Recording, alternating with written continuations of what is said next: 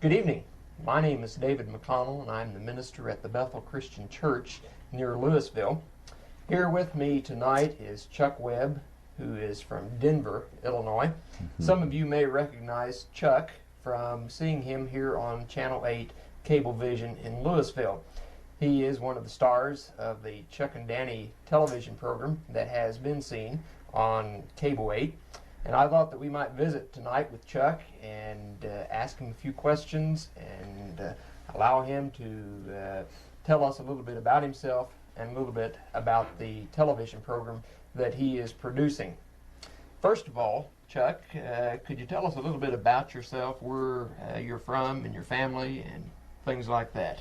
Well, I originated down in Johnston City, Illinois, just a little further south and I guess west of here, and went through high school there, and then from there I joined the Navy for a little while, and then went into ministerial training school at Lincoln Christian College, and married Eloise Quant from Mount Pulaski, Illinois, and then went into the full-time ministry, in which we have been involved ever since.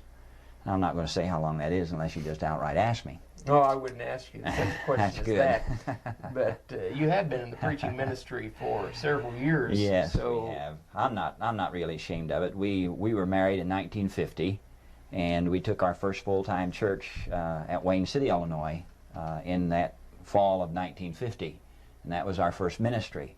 And then we have been back to Wayne City again for a second ministry from 1960 to approximately from 1965 to 1970. And then we moved to the Keokuk, Iowa area, where we've been ever since. And this is where we started our weekly television ministry that we now have going. However, I've been involved in television and had my fingers in television production practically all the ministry. In fact, while we were at Wayne City, we had a television program over Channel 7 out of Evansville, Indiana, that we were involved in, not on a regular basis, but we were involved in getting it started and participating from time to time on Evansville, Indiana. I see. I was trying to think of the name of the program, and it's been so long ago I can't even remember the name of it right now, but it was kind of a variety type program with ministers of the area, and had panel discussions and special music and special speakers and different type of program, which is usually the type of program that I develop mainly. I see. So you've been interested in television for a long time. What is it about television that you see as a big field for ministry? Well, I grew up with television. Television started just about the time we began in the ministry. It was in its infancy when we started. If I have any regrets at all, I suppose it is a matter of just not following through a little bit quicker and a little bit more strongly in a television ministry, because television has proved itself, and I felt that it would, as the #1 influence maker in the world. In other words, more people watch TV and are influenced by television than any other media that we have. I don't know whether you're acquainted with the statistics or not, and whether anybody's interested in that or not, but 98% of all the homes in America have one or more television sets in their home. They might not have a car, they might not have running water in the house, they might not even have a good system of electricity, but they'll figure out some way to have television. 98% of all the homes. That's only 2% that doesn't have homes. I've been in camps the last several years representing Christian television, and we asked the question, how many of you do not have televisions in your home?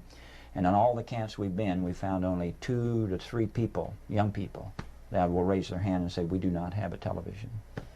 Well, that's a big field that is open for you. And it's the #1 influence maker. In other words, it influences people. You're watching there, you're listening, you pay attention to what you hear, and it subconsciously, if nothing else, registers. And you many times you go out and in in your shopping. You might not be looking for a particular item, but all of a sudden you see a particular item and that looks familiar, and you might have heard it and seen it on TV where it repeats itself, and subconsciously you pick up that particular item off the shelf. Right. What is your purpose in your television program? Is it just to entertain, or what is your specific purpose? No, we're not in television to entertain. We are not entertainers at all. We're in television to instruct, teach, present the truth of the gospel as the Christian church, Churches of Christ, preach it from the Bible. And there are very few of these programs by the Christian church and Churches of Christ on the air. We have very few of them. And I have felt for a long, long time that the Christian churches and Churches of Christ ought to be taking greater advantage of the potential of television than we are. And this was one of my dreams, and I let it go by the wayside. But one of my dreams when I put television programs on the air, I have been involved, Dave, in 5 or 6, I forget now, 5 or 6 different television program originations. And one of the ideas that I had way back when we started our actually participated in our 3rd and started the 3rd TV program in Quincy, Illinois, which, by the way, is still on the air. And by the way is the title of the program. Did you get that? Yeah, I believe I understand. The title of the program is By the Way. And it started on the air. We were instrumental in originating in it back in 1957. And it celebrated its 24th anniversary in February of this year on the air, weekly.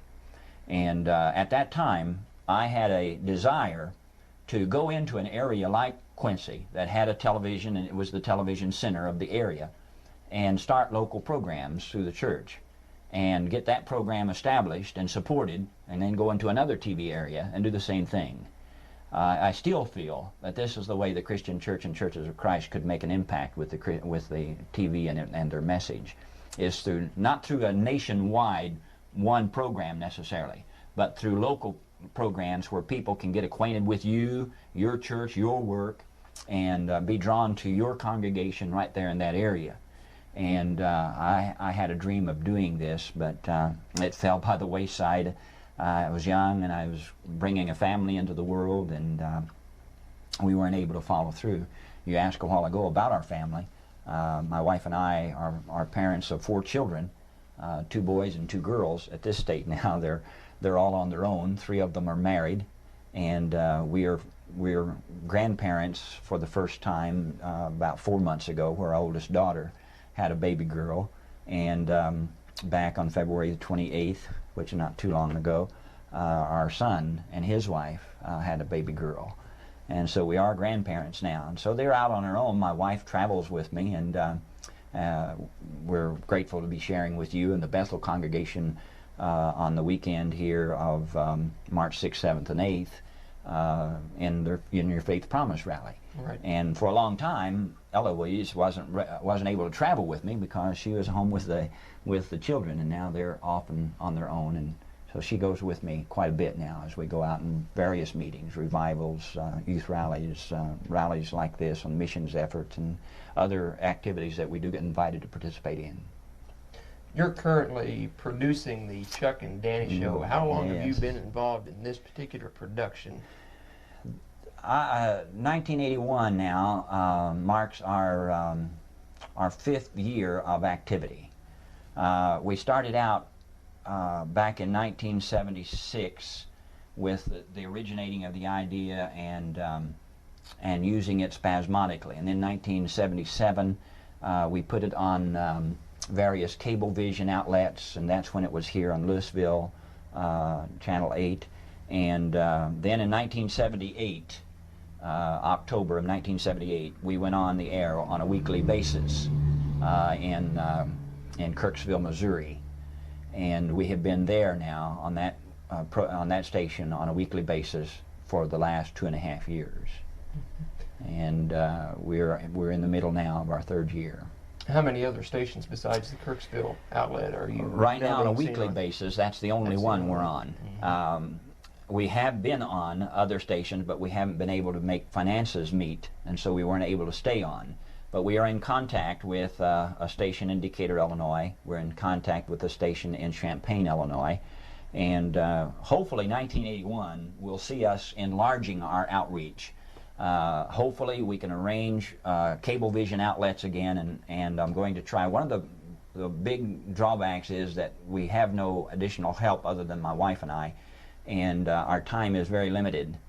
And hopefully I'm going to see if I can't get a lady in one of the congregations we serve over in the western part of Illinois to help us in this and maybe take over mailing situation, so that once again we could arrange a cable vision outlet, and hopefully Louisville will be one of those. Hopefully. Now the title of your show is Chuck and Chuck Danny. and Danny. Now, Yes. we know who Chuck is. You know who this Chuck Danny? is? Well, let me introduce you to Danny then. Danny is an integral part of our program. Without him, I doubt if there would be a Chuck and Danny show. You better believe it. Yeah. And he likes to call himself the star of the show. Yes, I'm mad at him. And don't be mad at him, because he knows what the situation's all about. He does. Yeah, so don't be... Yeah, you'd better get it right. What right? Who's the star of the show? Well, you can... I'll tell him. I'll tell him, boy. Oh, Danny's the star of the show. Now, we're not in it, though, remember? We're not in it to be a star or not to be a star. We're in it to teach boys and girls about Jesus. Hey, that's right. You sometimes get carried away with that. Yeah, that's right. I'm sorry. That's good, because that goes along with the theme song of our program, Dave. If you don't mind, Danny will Go sing right it. ahead. Yeah, Thank you. I was going to anyway. Yes, I figured you were, so I thought I'd better say that. And you can sing, for those who are watching tonight, the theme song of our program itself. Then I can sing my theme song? Well, you sing the theme song of the program first, Boys and Girls for Jesus, and that's the reason we're using television. Yeah, that's right. Boys and girls for Jesus, this our earnest prayer. Boys and girls for Jesus, home at school, at play, and everywhere we tell the world of life in Jesus. He is all our song. There's all you need in Jesus. Won't you come along? So, Dave, that's the reason we use television, to teach as many as we possibly can reach. Boys and girls. Adults too. Yes, adults too. Monkeys too. Monkeys. Yeah, monkeys. Monkeys don't watch TV. You sure? Well, sure, I'm sure. Dave, you watch TV, don't you? Yes. Yeah, monkeys too. All right, now, come on. But anyway, anybody that watches, We'll tell them about Jesus. that's right. And that's the purpose that we use it for. We do hope to entertain. Danny considers himself to be a very funny individual. Oh, I do? I didn't know that. Well, anyway, we do hope maybe that we present it in a vein where individuals can get a little bit of a humorous feeling from it. And as he says, he has a little theme song that he sings everywhere he goes. Yes, sir, because that's where we get our message. What do you mean? From your theme song? The B-I-B-L-E. It's your theme song, though. Oh, yeah, yours. No, mine. Right, yours. And that's the message comes from the B-I-B-L-E. It goes like this. The B-I-B-L-E. Yes, that's the book for me. Read and pray and then obey the B-I-B-L-E. Now, Dave, don't ask me why he does that on the ending. I'll tell you. Yeah, why? It tickles your innards. No, Yeah, it does, boy. It makes you feel good. it makes you feel good. Yeah, just like sitting on a Ritz. Sitting on a Ritz? Yeah. Everything tastes better sitting on a Ritz. All right. So you feel better reading the B-I-B-L-E. I see. Because you learn about Jesus there. That's right. That's the one you need to learn about, boy. Read and pray and then obey, boy, everything that's there. Well, that's the reason we use television, and Danny is more or less the cause of our being in television. We use Danny in revivals as to hold booster clubs for boys and girls, and we went out to camps and daily vacation Bible schools. And they just loved me. Yeah. Well, anyway, they started encouraging us to develop a program, and we had kind of been wanting to do it. But we decided that we were too old. Yeah. Well, that was one of the things that we felt, developing a children's program of our own. We were a little too old to do things like that. Yeah, just take a look. Yeah, just take a look. But people started encouraging us, and they sent us money That's encouraging. Yes, it is. Yes, it is. And we came back in 1977, I guess, with about $2,000 on hand. And we decided, well, we better do something with that. Yeah, we either had to use it or send it back. You're right. Who ever heard of a preacher sending money back? Not this preacher. No, not very many preachers. Yeah, none. None. And so we contacted a group of people, a production company in Quincy, Illinois. And they did our first programs there in Quincy. And then the next year, the spring, the summer and fall of '78, we were once again representing our ministry and came back home with about $4,000 on hand. And then we felt like that it was necessary for us to see whether or not we could build an audience on a regular TV station. We'd just been using cable vision up to that time, and our audience was pretty slim. We couldn't really determine whether we had a real audience or not.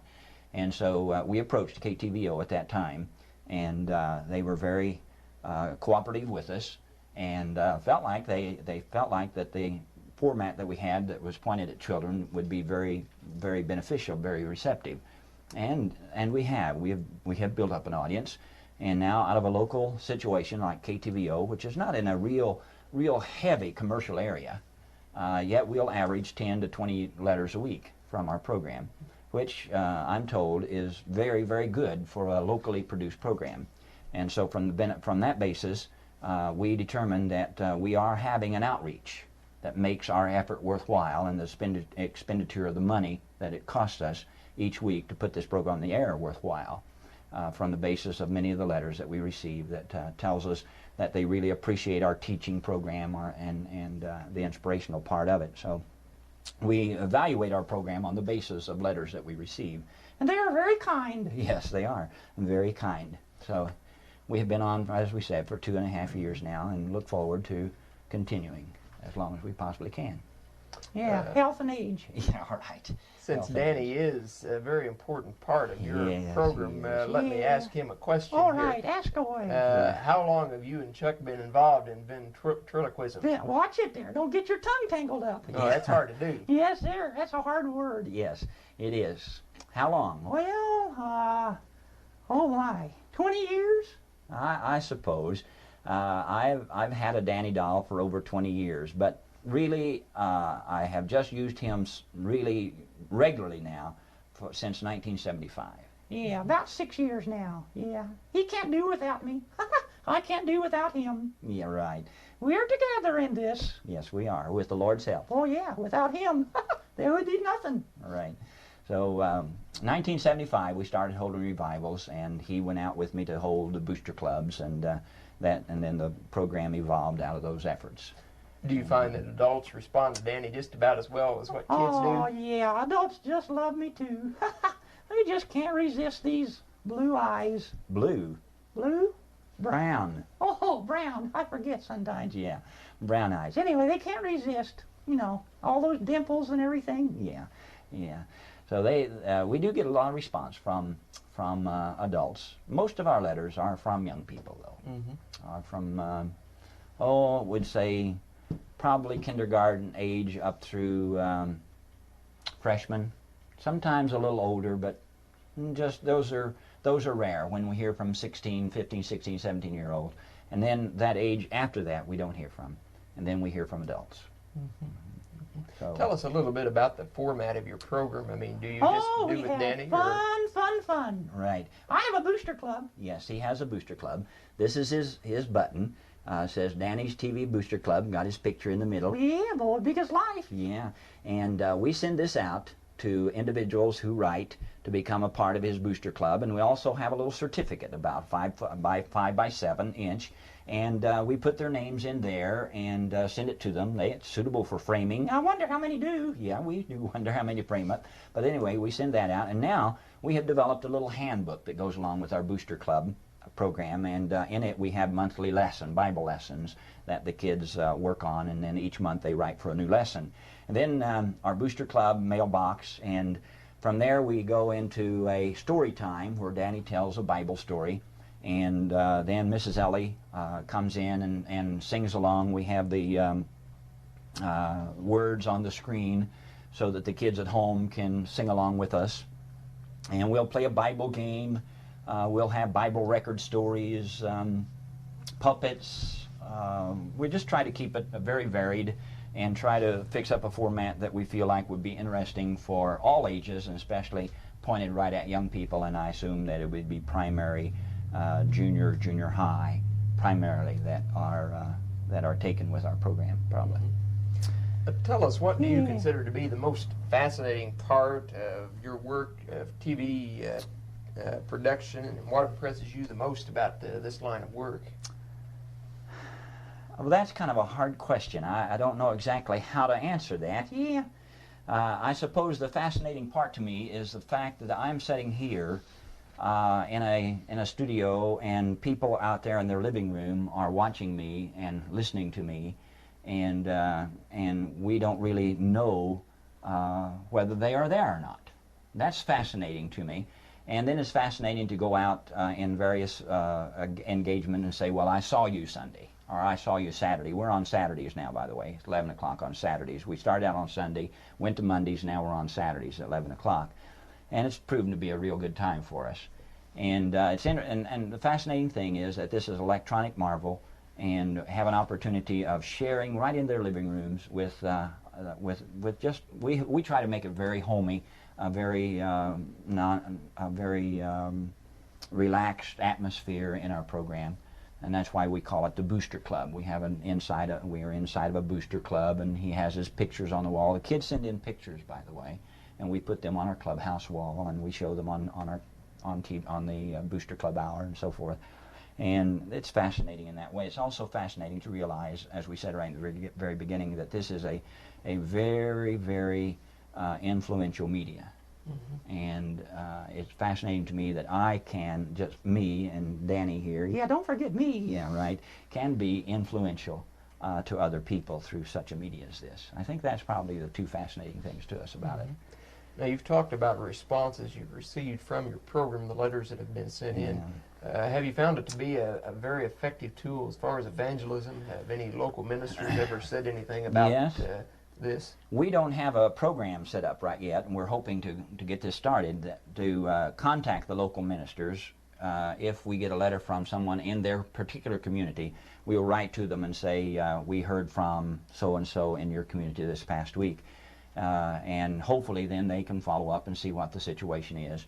But as far as a real evangelistic tool, I have a little different outlook on this than a lot of the evangelistic preachers is concerned. I do not believe that an individual is saved by listening to or watching a TV program. But the Bible says you're saved by listening and obeying Jesus Christ. And you have to be in a place where you can make a public statement, where you can make a public commitment, where you can make a public, make it public that you are going to accept Jesus Christ as your Savior. Everywhere in the Scripture it says that you confess Jesus before men. I've heard so many, and I do not agree with it. I do not believe television is meant for this, that they were saved in their living room watching TV. And so many of them say, well, reach out and put your hand out. We'll pray for you, and so forth. Television is an instruction media, and we use it that way. We try to instruct them in the Bible, try to encourage them to attend Christian Church, Church of Christ, which sponsor us. And through the preaching of the gospel in this community of the church is what saves an individual, not television. The only evangelistic outreach that you have is through television, is to get people interested, to get a media where you can reach so many. And in this way, of course, it is effective. But for salvation's sake, you've got to have the church, you've got to be in the church. You got to accept Jesus right there. Right there. And not saying that you cannot receive salvation outside the church walls or church building. I'm not saying this at all. But what I am saying is that the church of Jesus Christ, rather than the television instrument itself, is what saves an individual. And the individual must come to the place where he is accepting Jesus Christ and letting people know about that in a public service. Right. Now, you've mentioned the fact that your program is sponsored by the Christian churches, Churches of Christ. Right. Now, that's the only means of support that you have. You depend upon their donations and their contributions for that. And the Bethel Church is one of the very few churches that support our effort and are not able to see our television program on a regular basis. The bulk of our support comes from the area where our television program is on the air. However, we do have a half a dozen or so churches like Bethel that are supporting us on a regular basis. And once again, hopefully, Lord willing and blessing and leading, we might be able to expand our ministry into other television areas. We'd just love to get on that down in one of the stations down here in Southern Illinois someplace. This being my home area, I'd kind of like to be down here since I'm in the ministry and be on television down here. And we're working toward that end. But it might be a long time in the future yet. We're not sure, according to how the Lord leads and blesses and individuals and congregations support us. We do have quite a few individuals. We are incorporated, and we are tax exempt. Yeah, nonprofit. Yeah, nonprofit. Our checkbook can prove it. Yeah, right. And this has helped us. Many individuals send us $5, $10, $20, some even more on a regular basis to help us in our TV ministry. And this is greatly appreciated and helpful. And this is what it's going to take for us ever to reach out into another area, because television is a strange situation. A television station calls you up one evening and says, we've got a half-hour time slot. Do you want it? Like that. And they don't mean, do you want it next month? Or do you want it 2 months from now? They're asking you, do you want it right now? Can you start tomorrow? Or could you start yesterday? And we haven't been in position to say yes we can, because we don't have the finances on hand to say, yeah, we're ready to go. And I'm hoping that we can get to that place where other congregations maybe will support us, so that when that time comes along and a station opens up a half-hour time slot and offers it to us, we say, yeah, we're ready to go. At least get us into churches and let the churches get acquainted with us and let them know what we're trying to do. So then if time comes along, all we have to do is say, hey, you know me now, will you help me be supported on that program, on that station? And this is what it needs. So exposure like this, Dave, helps us, and we appreciate that. Yeah, well, you're quite welcome. Yeah, right. You're quite welcome. Yes. I understand you minister to 3 congregations in Yes, addition to we doing do. this television production and the promotional work that's necessary for such a thing as this. Do you have any spare time? Yeah, a little. A little, not a whole lot. We minister with 3 small congregations on the western side of Illinois, called Denver, Illinois, Stillwell, Illinois, and West Point, Illinois. And they sit in between on an angle from Macomb, Illinois, and Quincy, Illinois. You draw a line from Macomb to Quincy, and these 3 congregations are about right in the center when you draw that line, and about 9 miles south of Carthage, Illinois. So we're not too far from the Mississippi River. When we went over there, we lived in Keokuk, Iowa, which was right on the river, and just in 1980 we moved into Denver, Illinois, and we now live in Denver, Illinois. And our mailing address remains to be the same, West Point, Illinois, which is the only one of the 3 little communities that have post office. They're the only ones, so that's our mailing address. And people can contact us there. If there's any young people watching this and want to become a part of Danny's Booster Club from around Louisville, Illinois, all they have to do is write to Chuck and Danny, Box 3, West Point, Illinois, 62380, and we'll send them a button, certificate, even a handbook if they want it. A handbook won't do them any good unless they write every month for a lesson. But we'd send it to them, and if they wanted to write every month, we'd send them a lesson. And they become an official part of his booster club. And it might be interesting to note that we have almost 1,600 in our booster club now. No, that sounds like a good number. That's a very, very impressive number to us. I don't know how it impresses others, but think about being on 2 years, a little over 2 years, almost 2.5, that we have over 1,600 different names that have written to us or been in the studio, been on our program. We feel that that's a pretty impressive number for us, and we appreciate it very much. Now, I know the answer to the next question, but Oh, I'm you going do, to huh? Yes. Gonna ask it anyway. Yes, that's right. I'm going to Right. ask it anyway. I want you to share the answer with the people who are listening this evening. I'm sure that you've met with many frustrations and disappointments during the past few years with this television production, in addition to your preaching ministries. And the financial situation you've talked about, not having sometimes adequate finances to move when you need to move. With all of these, why do you continue to do what you do? You want to answer that? No, I don't think I do. Dave, I feel that the only answer to a question like that is that we continue to do what we do because of our love for the Lord, and we feel so strongly about the necessity for us using television. I feel this so strongly that we ought to use television more than we are. Appreciate the opportunity that is afforded you all in this area, and Terry and the Channel 8 outlet. And I am glad to see you taking advantage of it, and hope that you will continue to do so.